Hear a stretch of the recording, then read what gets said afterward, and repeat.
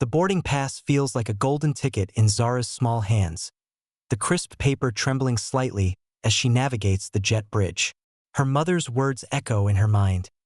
You deserve to be there, baby girl. Don't let anyone tell you otherwise. The 10-year-old has practiced this moment in the mirror, walking with confidence, shoulders back, just like the powerful women she sees in her mother's boardroom meetings. The aircraft's interior gleams under soft LED lighting, all cream leather and polished surfaces that smell of luxury and possibility. Zara's breath catches as she steps inside, her sneakers silent on the plush carpet. This is nothing like the cramped economy flights she's seen in movies. Welcome aboard, sweetie. The flight attendant chirps, her smile bright and practiced. But as Zara looks up, something shifts in the woman's expression. A microscopic pause, a flicker of confusion that transforms warmth into wariness. The smile remains, but it's different now, strained at the edges. I'm in 1A, Zara says softly, holding up her boarding pass like a shield. The flight attendant's eyes dart from Zara's face to the pass, then back again. Oh, are you traveling alone? The question hangs in the air, loaded with implications that Zara doesn't fully understand but feels in her chest like a weight. Around them, other passengers flow past. Men in expensive suits, women with designer handbags, all moving with the casual entitlement of those who belong. Zara nods, suddenly aware of how her voice sounds smaller in this space. My mom bought the ticket. She makes her way down the aisle, past passengers who glance up from their phones and tablets. Their eyes linger a beat too long, conversations pause mid-sentence, and she feels the familiar sensation of being studied, cataloged, questioned without words. A businessman adjusts his glasses and whispers something to his companion. A woman in pearls looks from Zara to the first-class cabin with raised eyebrows. Seat 1A awaits, a throne of butter-soft leather with more legroom than her bedroom back home. But as Zara settles in, the magic begins to fade, replaced by the growing awareness that she's become the subject of a silent interrogation she never asked to take. The boarding door hisses open again, and Richard Brennan strides through like he owns the aircraft. His Italian leather shoes click against the floor with military precision, his Armani suit perfectly pressed despite the early morning flight. Salt and pepper hair slicked back, jaw set in permanent disapproval. This is a man accustomed to getting his way. He pauses at the first-class entrance, fumbling with his boarding pass. The numbers don't lie. 23C. Middle seat, economy. His eyes sweep the cabin until they land on Zara, and something ugly flickers across his features. The sight of this young black girl in the seat he believes should be his ignites a familiar rage, the same indignation he feels when he sees diversity hires in his boardroom or scholarship kids at his country club. Excuse me. His voice cuts through the cabin's gentle hum as he approaches Zara's seat. You're in my seat. Zara looks up from her book, confusion clouding her features. I'm sorry. This is seat 1A. My seat. Richard towers over her, his shadow blocking the overhead light. You need to move. The words hit Zara like a physical blow. She fumbles for her boarding pass, hands shaking slightly. But this is my seat. See? She holds up the pass, the letters and numbers clear as day. Richard barely glances at it before waving it away dismissively. That's obviously fake. A kid like you doesn't fly first class. His voice rises, drawing stares from nearby passengers. Where are your parents? Who's supervising you? The accusation hangs in the air like poison. Around them, phones emerge from pockets and purses, some passengers instinctively documenting what feels like a moment that will matter. Others study their magazines with sudden intensity, desperate to avoid involvement. It's not fake, Zara whispers, but her voice lacks conviction now. Richard's presence fills the space, his certainty making her doubt her own reality. Don't lie to me, young lady. I've been flying first class longer than you've been alive. He gestures toward the back of the plane. Economy is that way. Zara's book slips from her fingers, landing on the floor with a soft thud. The sound seems to echo through the cabin, marking the moment when a 10-year-old's dreams collide with the brutal reality of a world that questions her right to exist in spaces of privilege and comfort. The soft chime of the call button pierces through the tension, and Jessica Martinez appears with practiced efficiency, her navy uniform crisp and her smile professionally neutral. At 32, she's navigated countless passenger disputes, but something about this scene makes her stomach tighten. She sees Richard, tall, authoritative, expensive suit, and then Zara, small and trembling in the oversized leather seat. What seems to be the problem here? Jessica's voice carries the trained calm of someone accustomed to de-escalating conflicts at 30,000 feet. Richard straightens, his voice taking on the commanding tone he uses in boardrooms. This child is in my seat. I've been trying to explain that she needs to move to economy where she belongs. The words, where she belongs, hang in the air like a toxic cloud. Jessica's eyes dart between Richard's confident posture and Zara's shrinking form. Unconscious bias, that insidious whisper society plants in even well-meaning minds, begins its work. Richard looks like every first-class passenger she's ever served, successful, entitled, accustomed to premium treatment. Zara looks like, well, like someone who doesn't belong here. May I see both boarding passes? Jessica asks, but her tone already suggests she's made her decision. Zara holds up her pass with shaking fingers. This is my seat. My mom bought it for me. Jessica examines the pass, noting its authenticity, but Richard's presence looms large beside her. Sir, your boarding pass? 23C, Richard admits. But obviously there's been some mistake. The computer system must have glitched. The logic is flawed, the evidence clear, yet Jessica finds herself nodding. I think it would be best if we sort this out after takeoff. Sweetie, she turns to Zara with condescending gentleness. Would you mind temporarily moving to economy? Just until we can resolve this confusion. The word temporarily is a lie wrapped in kindness, and Zara knows it. Tears blur her vision as the injustice crashes over her like a wave.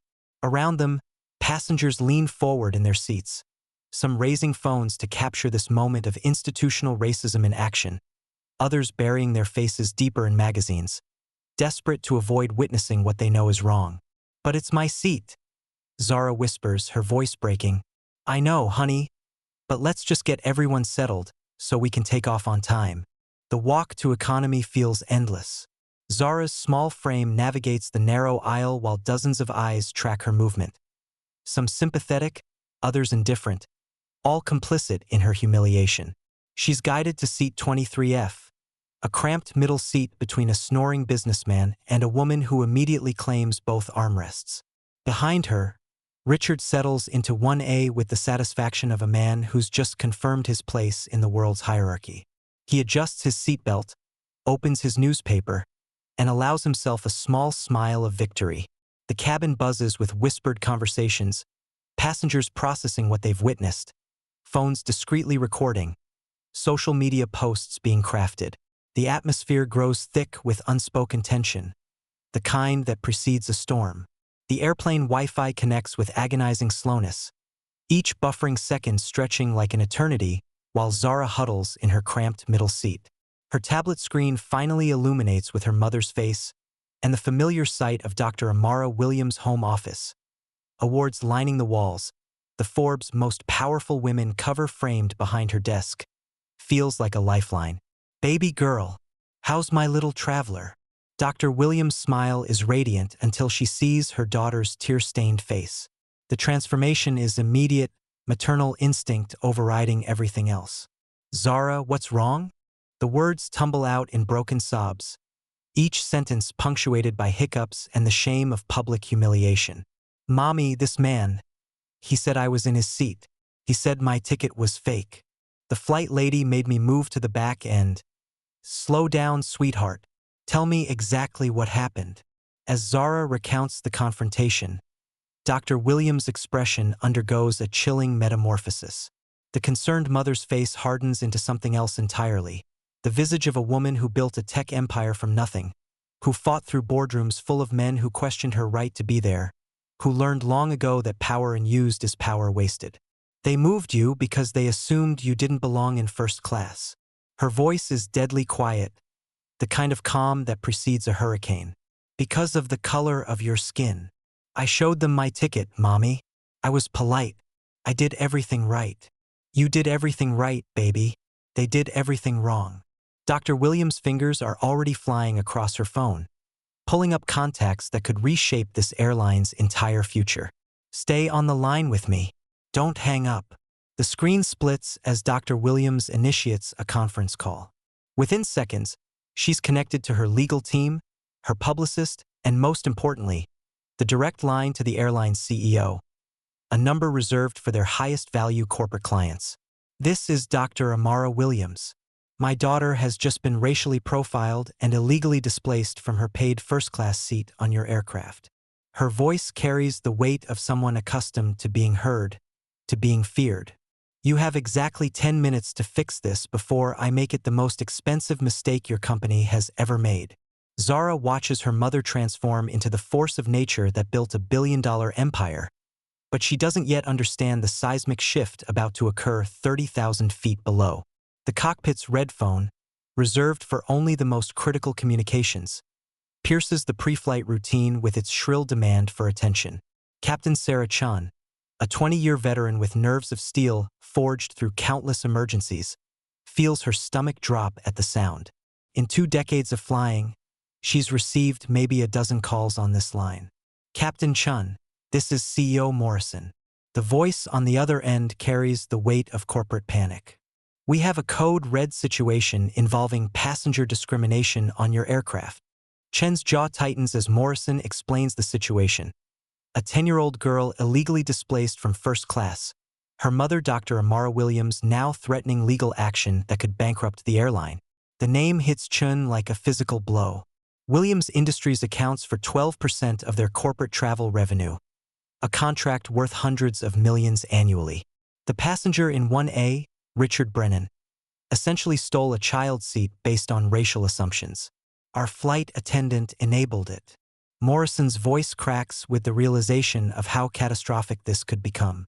Dr. Williams has her legal team on standby and CNN on speed dial. We need this fixed immediately. Chen's mind races through protocols, but this situation exists in uncharted territory. Sir, we're third in line for takeoff. Not anymore. Return to the gate. Now. The captain's voice echoes through the cabin with practiced authority, but there's an edge that makes passengers look up from their phones and magazines. Ladies and gentlemen, we're returning to the gate due to a serious passenger conduct issue that must be resolved before departure. In first class, Richard adjusts his reading glasses and turns the page of his Wall Street Journal, completely oblivious to the storm gathering around him. He's already mentally composing the story he'll tell his golf buddies, how he put an entitled child in her place, how he restored proper order to the world. The aircraft's engines wind down with a mechanical sigh as they taxi back toward the terminal. Flight attendants move through the cabin with urgent whispers, their usual practice smiles replaced by expressions of barely controlled panic. Jessica Martinez clutches her radio, her face pale as she receives instructions that will likely end her career. Passengers crane their necks, phones emerging like flowers turning toward sunlight. The atmosphere shifts from routine travel annoyance to electric anticipation. The collective sense that they're about to witness something significant, something that will trend on social media and spark conversations around dinner tables nationwide. In economy, Zara remains connected to her mother's video call, unaware that corporate executives are scrambling, legal teams are mobilizing, and her story is about to become a catalyst for change that extends far beyond this single flight. The jet bridge thunders with heavy footsteps as airport security officers board the aircraft, their radios crackling with urgent communications. Behind them, 3 airline executives in $1,000 suits move with the grim determination of people trying to contain a corporate disaster. The cabin falls silent except for the soft hum of phones recording what everyone senses will be a moment of reckoning. Richard looks up from his newspaper as the entourage approaches, his expression shifting from mild curiosity to dawning alarm. The lead security officer, a no-nonsense woman with steel-gray hair, stops directly beside seat 1A. Sir, I need to see your boarding pass and identification. What's this about? Richard's voice carries less authority now, uncertainty creeping in around the edges. "Your boarding pass, sir." Richard fumbles for the crumpled paper in his jacket pocket, his hands suddenly unsteady. The officer examines it with clinical precision, then looks at the seat number above his head. The mathematics of his deception are undeniable: 23C versus 1A, economy versus first class, lie versus truth. "Mr. Brennan, you're currently occupying a seat that was never assigned to you. You've displaced a paying passenger and refused to move when confronted with evidence of your error." The color drains from Richard's face as the full weight of his situation crashes down. Around him, passengers lean forward with phones raised, capturing every moment of his humiliation. The same people who watched Zara's dignity stripped away now witness justice served in real time. "This is ridiculous. I'm a platinum member. I fly first class all the time." "Not today, sir. You're under arrest for theft of services and creating a public disturbance." The handcuffs click with metallic finality as Richard is escorted down the aisle, his expensive suit wrinkled, his arrogance replaced by the hollow look of a man whose assumptions about the world have just shattered. Passengers document every step of his perp walk, their phones creating a digital record that will outlive his career.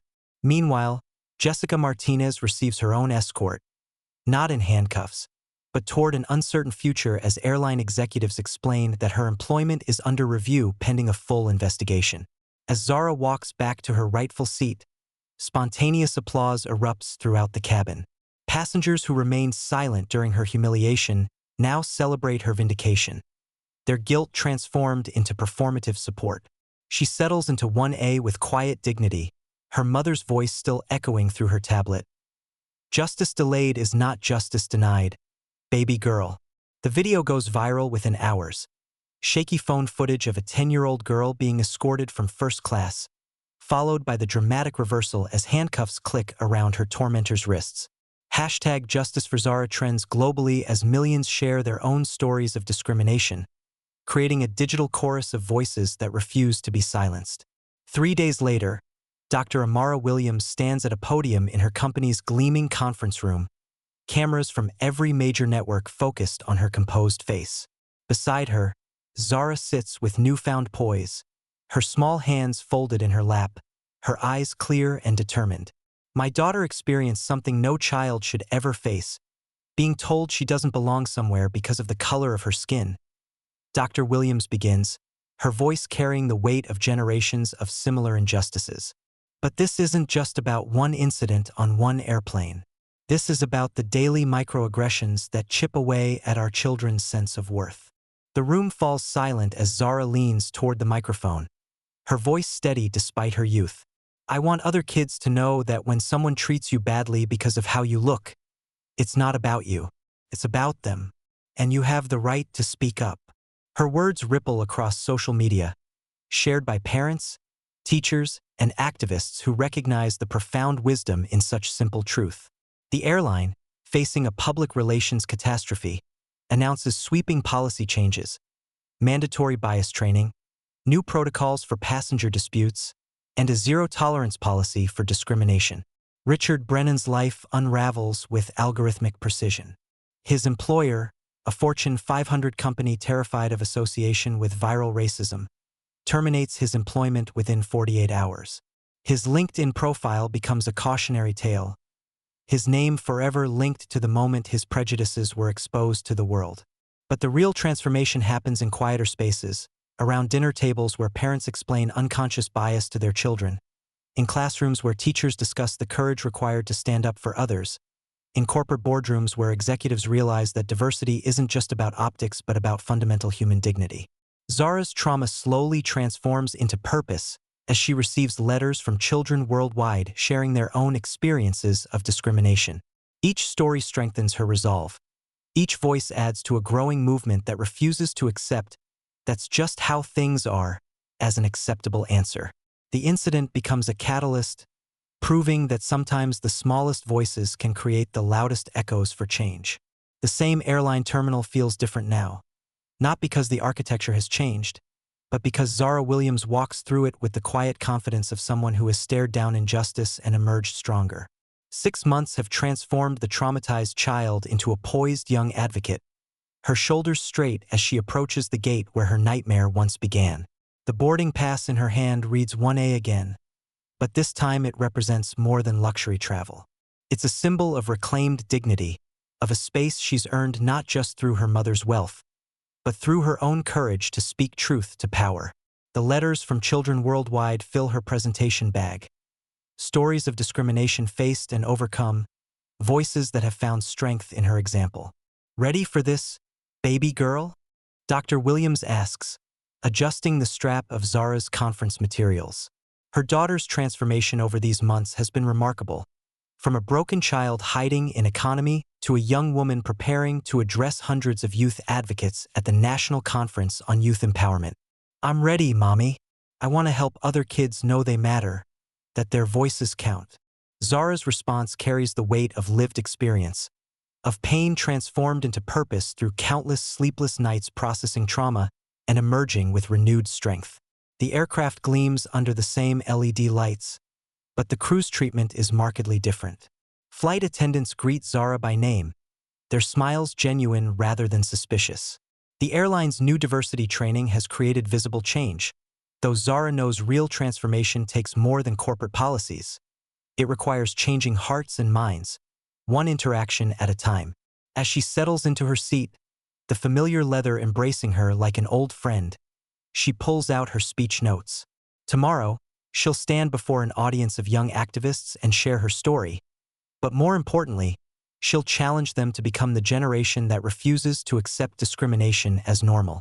A commotion near the boarding door catches her attention. A young Latino boy, perhaps 8 years old, stands frozen as a flight attendant examines his boarding pass with exaggerated scrutiny. His small hands tremble slightly, clutching a worn backpack, and Zara recognizes the fear in his eyes. The same terror she felt 6 months ago when her world shifted from wonder to humiliation. Are you sure this is your seat, honey? First class is very expensive. Where are your parents? The flight attendant's voice carries that familiar tone of false concern masking genuine suspicion, the same patronizing sweetness that had preceded Zara's own displacement. The words hit Zara like an electric shock, transporting her back to her own moment of humiliation. The same doubt, the same assumptions, the same microaggression wrapped in patronizing kindness. But this time, she's not the victim. She's the witness with the power to act, the voice that can speak when others remain silent. Without hesitation, Zara unbuckles her seatbelt and approaches the scene, her footsteps deliberate and purposeful. The months of therapy, of processing her trauma, of learning to channel pain into advocacy, have prepared her for this moment. Excuse me, she says, her voice carrying newfound authority that belies her 10 years. Is there a problem with this young man's ticket? The flight attendant looks up, recognizing Zara immediately. Her face flushes as she realizes the irony of the situation. Questioning another child of color in front of the very girl whose discrimination had cost the airline millions in settlements and reputation damage. Oh, Miss Williams, You were questioning whether he belongs in first class. Zara's words are calm but firm, each syllable weighted with the authority of experience. Just like someone once questioned me. His ticket is valid, isn't it? The boy looks up at Zara with grateful eyes, his fear beginning to dissolve as he realizes he's not alone. Around them, other passengers watch with interest, some recognizing Zara from the viral videos that had sparked national conversations about childhood discrimination, others simply witnessing a moment of unexpected advocacy. Of course it's valid. The flight attendant stammers, her training warring with her unconscious bias. I just wanted to make sure he wasn't lost or... You wanted to make sure a child of color really belonged in first class. Zara continues, her voice never rising but carrying unmistakable steel. Everyone deserves to be treated with respect, regardless of their age or how they look. That's what your company promised to learn from what happened to me. The flight attendant's face reddens further as she realizes the weight of her mistake. Other crew members have noticed the interaction, their expressions shifting from curiosity to alarm as they recognize the potential for another viral incident. You're absolutely right. I apologize. She turns to the boy with genuine contrition. Please take your seat. I'm sorry for the confusion, but Zara isn't finished. This moment represents more than just one child's dignity. It's a test of whether the promises made in corporate boardrooms translate to real change in everyday interactions. What's your name?